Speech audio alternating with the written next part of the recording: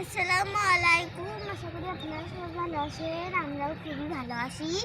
তা এই পথে আমরা যাচ্ছিলাম, তা সামনে এক ঐতিহ্যবাহী গাছ দেখতে পেলাম, ওই যে একটা বট গাছ।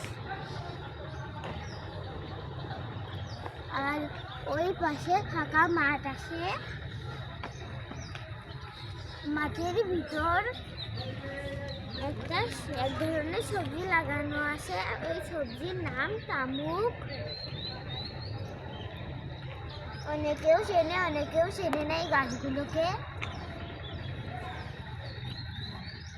তা আমি এই পথ দিয়েই যাবো, আপনারা এই সুন্দর দৃশ্যটা দেখবেন আর উপভোগ করবেন।